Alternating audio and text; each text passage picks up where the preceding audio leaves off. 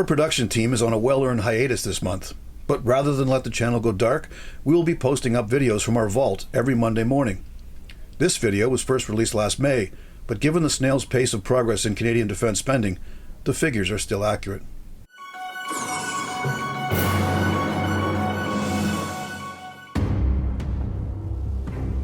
There has been a steady drumbeat of late wherein all the usual suspects have been echoing their age-old chorus that Canada must increase its defense spending drastically.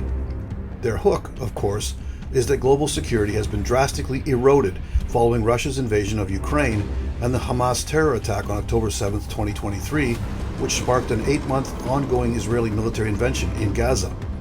It is time to target just what bang Canada is getting for its defense bucks. To fuel the debate in Canada, U.S. lawmakers recently signed a petition decrying Canada as laggards when it comes to defense spending. In a May 23 letter signed by a bipartisan group of 21 American senators, they urged Canada to meet the NATO alliance's collective goal of member states spending 2% of their gross domestic product, GDP, on national defense. Frankly, there are very few countries in NATO that are doing less in terms of a percentage of their GDP than Canada, and we'd like to get that number higher. For the record, Canada currently spends $26.9 billion per year on defense, which amounts to roughly 1.33% of our GDP. In terms of real dollars spent, that expenditure ranks Canada 6th among the 32 NATO member states, and believe it or not, 14th in the world. Not bad for a supposedly peacekeeping nation.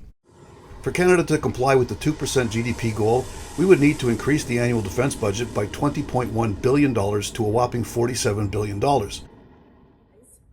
Canada is one of the wealthiest countries in the NATO alliance, yet it's sixth from the bottom in terms of defense spending. Last Thursday, former U.S. Ambassador to Canada, Kelly Craft, was in Toronto to attend the C.D. Howe Institute's annual Directors' Dinner. She too weighed in on the 2% of GDP on defense spending message, only she included both a timeline and a warning. The bottom line is Canada needs to step up. Canada needs to spend more on its own defense and more to help Ukraine. She urged that Canada spend at least the 2% of GDP on defense as early as 2024, in other words, immediately. Ambassador Craft's advice to those in attendance was curt. You better buckle up and get ready, because Trump is coming back. The part that I cannot fathom is that among all of these Canadian American stakeholders clamoring for Canada to spend more on defense is that no one is even discussing what they want the money spent on. Canada already wastes a boatload of money on botched, delayed, and overpriced procurement projects. If it was a quest for increased capability in terms of weapons and warriors, Canada would field a far better, more effective fighting force by simply buying proven weapons off the shelf. That is also not something that tends to lend itself to a quick fix. Sure, Canada could agree to suddenly boost the budget by $20 billion, but the truth is that our woefully understrength CAF cannot absorb additional personnel at that rate.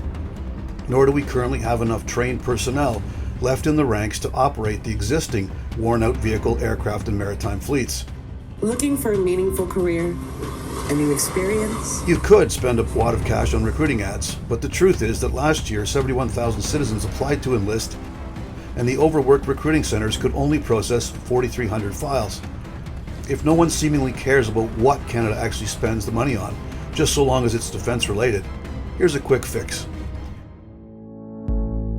Incorporate the Coast Guard as the fourth service branch of the CAF in the same way that it is part of the U.S. military, and add that cost to the defense budget.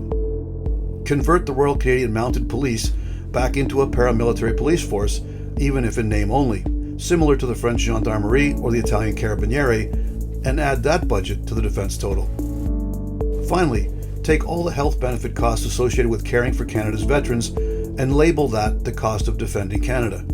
If these pundits simply want the accounting ledger to meet some arbitrary percentage of a fluctuating GDP amount, then get creative with the accounting. Should one actually want defense dollars to purchase real military capability, that will be the subject of another video. This has been On Target. I'm Scott Taylor.